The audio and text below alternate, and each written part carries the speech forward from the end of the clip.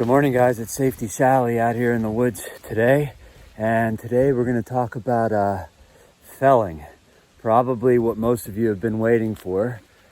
We're going to fell 2 trees today. I need some firewood down here, so I'm scouting right now for some standing deadwood. I think I found a good specimen for that, though. It is in the creek bed and on a pretty steep hillside, and we're going to take that one down with an axe and a saw. But right now I'm looking for a good demonstration tree that we can take down using only an axe. And you definitely don't want to just go whacking trees willy-nilly. You want to be selective. You want to take a tree that's either sickly or in a place that you don't want it.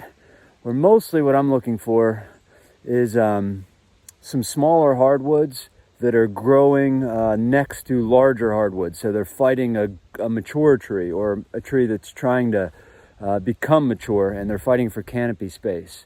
So I'm going to thin out the smaller ones and let the larger ones grow. All right, guys, I think we found the tree we're going to take down with an axe. Right here we have a semi-sickly maple.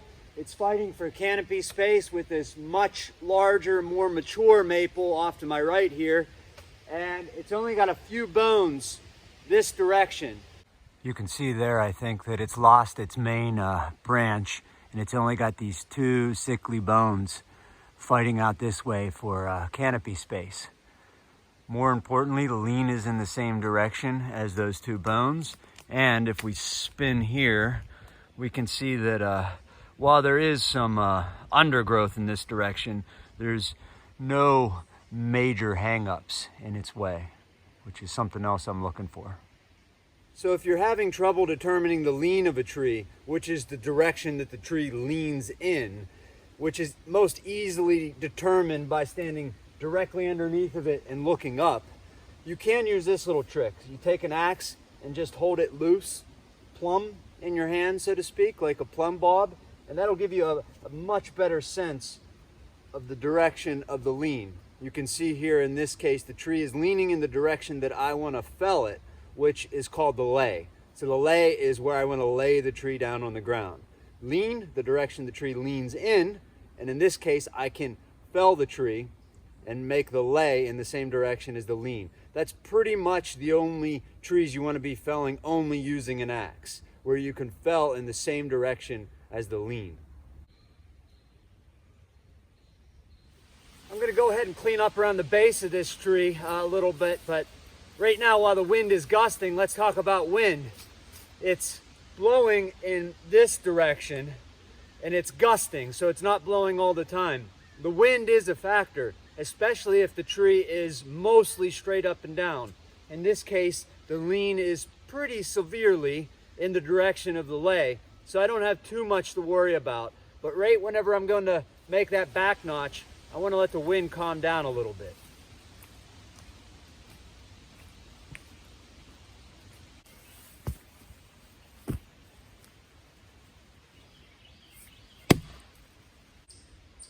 Okay, now that I've cleared all around the base of the tree so that if something goes wrong, I have an escape route in any direction I need to go.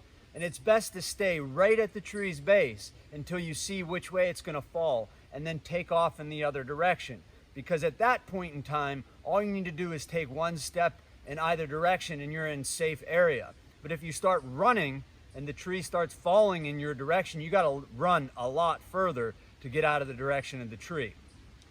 As for the lay of the tree, don't just say, I think it's going to go in that general direction. Go ahead and try to mark out where you think the tree is going to fall. That way you'll get more accurate with the lay of the tree. So I left this sapling right here, and I think if everything goes according to plan, cross our fingers, that the tree should come right on this side of the sapling. We'll see, but even if it doesn't, I learned something, right? I get to decide afterwards what drug the tree this way or that way. Was it something up in the canopy that deflected it, or was it something I did down on the base of the tree? Well, first we want to make the undercut. That cut is going to be on the face of the tree in the direction that you want it to fall. And when you're cutting with an axe, you want it to be about halfway through the tree on the front side. Your back cut will be a little less than halfway through the tree, maintaining that hinge wood. The hinge wood is the part of the tree that you're not going to cut. And just to give you an idea, I sort of chunked out a little bit of the bark here. So there's about 1.5 inches of wood, 1 inch of wood here that I want to maintain, meaning I don't want to sever the fibers in that hinge so that the tree will be able to pull in this direction rather than just teeter like a top. We're going to start with the small notch, 45° on the top cut, about level on the bottom cut. You can cheat a little bit and go up. It'll sever the wood a little, but try to keep that as flat as you can. And we'll open up the notch until we get halfway through. Moderate your cuts at first.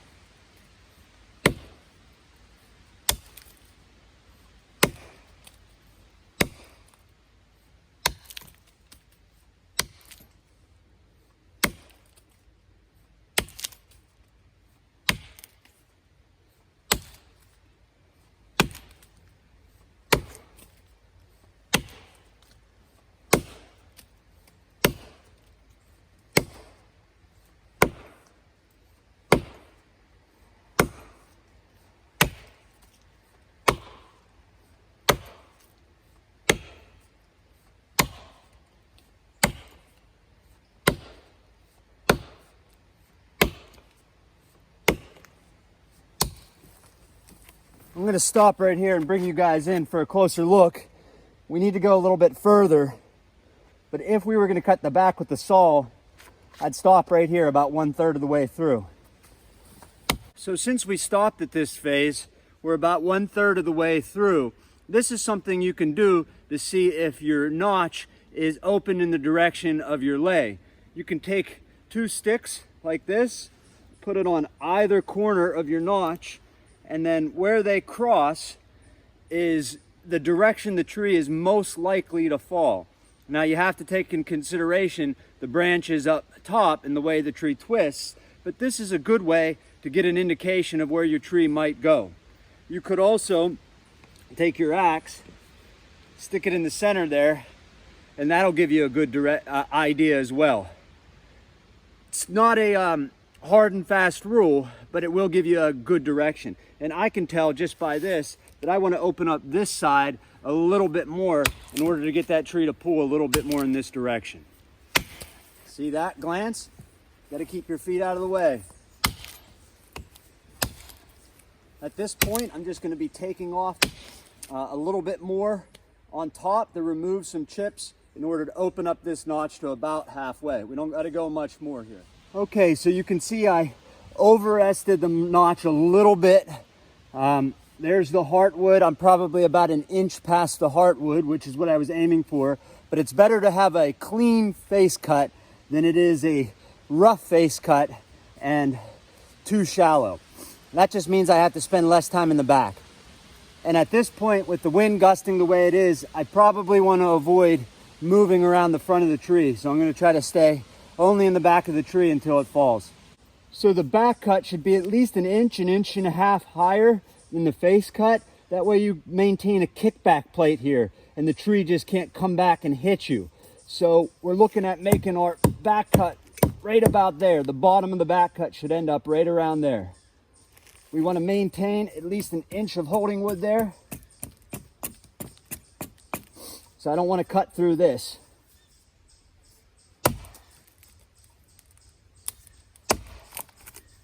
Looking up, here it goes.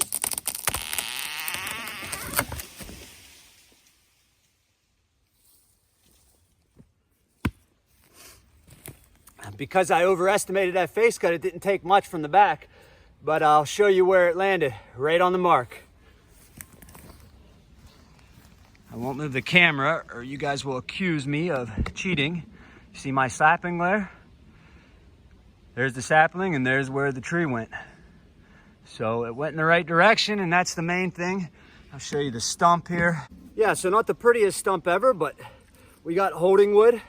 all the way across, and I came in higher with my angled back cut because I was planning on making a 90-degree cut there, but not necessary. The tree's down, and the tree's down and we're safe, and that's what matters. All right, guys, one down and one to go. The next one is across the creek bed, and it's standing deadwood. I'm gonna make the face cut with an axe and the back cut with a saw, and I'm probably gonna wedge it over. I'm gonna take a break so I'm not too tired, and then we'll go get that one down.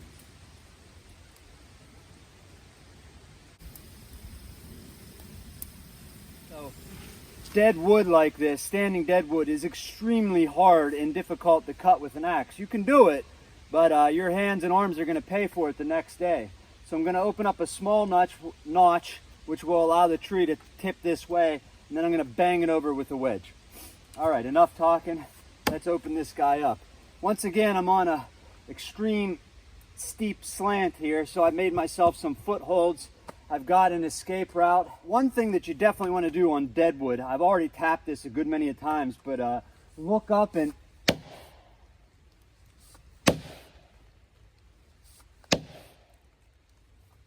give it a couple of cracks. Because the top could bust off and come down and hit you, and that'll ruin your day. Or a dead branch could come down, a widowmaker as they say, and also ruin your day. Seasoned deadwood is extremely hard, and it'll glance really easy, so you need to open up a small notch and then just start removing small chips here.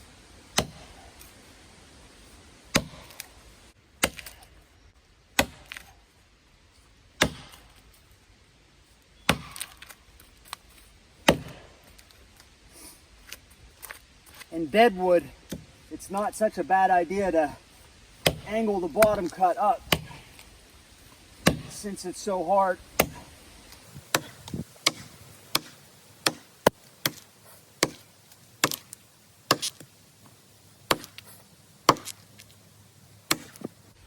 My footing is not good here, so I'm moderating every swing and choking up on the axe a little bit in this direction.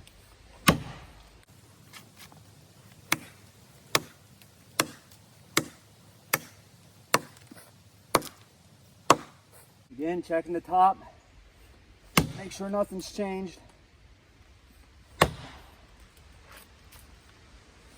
Take your time here, especially you can see how difficult it is for me to stand on this hill. Not the safest thing for a beginner, but the principles will still apply here. Just trying to clean it up a little bit more here. Got a little bit of a Dutchman right here.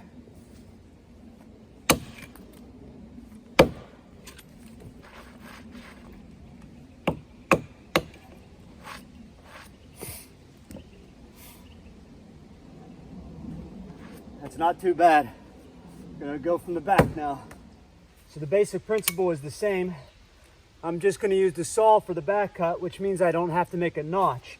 I'm just gonna be making a 90-degree cut about an inch and a half above my undercut. And I'll be checking the top of the tree all the time here. When I get about an inch and a half of holding one on either side, I'm probably gonna put the wedge in and bang it over simply because the top twists this way. Again, it's all about reading the tree and see how things go. I may not need to do that, but we'll see.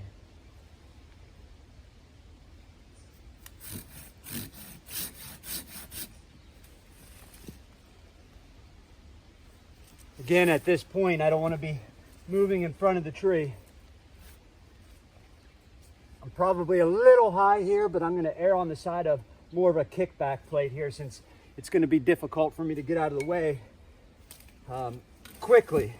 Again, because my footing is so bad here, this is definitely not a tree I would recommend taking down for beginners.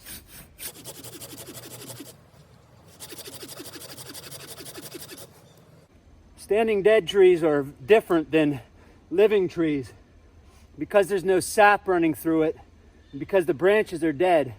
They don't really pull a whole lot. They'll almost hold on even if there's no holding wood and just teeter there. which is why the wedge is important here.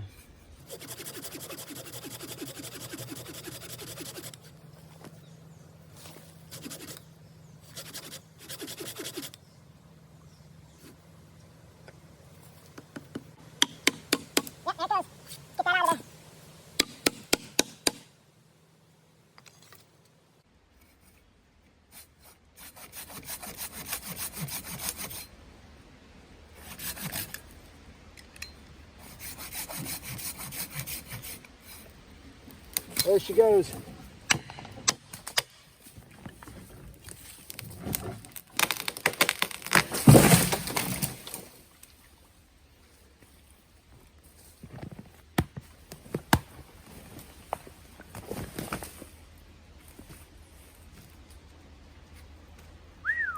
So there's the stump.